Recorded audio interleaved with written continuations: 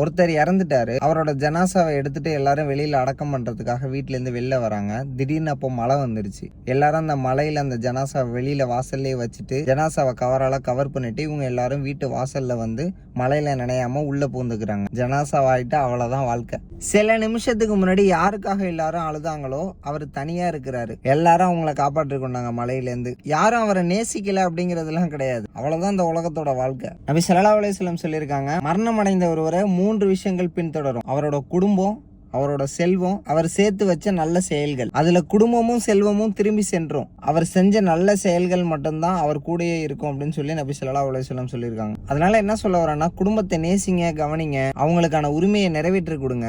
ஆனால் ஒரு நாள் உங்களோட நீங்க செஞ்ச நல்ல செயல்கள் மட்டும்தான் துணை இருக்கும். நம்மளை தயார்படுத்தி கொள்ள நம்ம மறக்க கூடாது அந்த தருணத்திற்காக. ஏன்னா சில நாட்கள் கழிச்சு நம்மளை சுத்தி இருக்கிறவங்க எல்லாரோட வாழ்க்கையும் அது பாட்டுக்கு எப்பவும் போல தொடர்ந்துகிட்டே இருக்கும். ஆனா நம்ம மட்டும் அல்லாஹ்வோட முன்னா நம்மளோட பதிலோட அல்லாஹ்க்கு முன்னாடி நிக்க வேண்டியது இருக்கும். அதுக்காக நம்ம தயாராகும். மறுமை உலகிற்காக இந்த உலகத்திலேயே நம்ம நல்ல விதமா தயாராகும். நல்ல அமல்களை செய்வோம், நல்ல செயல்களை செய்வோம். நாளைக்கு பார்ப்போம். அஸ்ஸலாமு அலைக்கும்.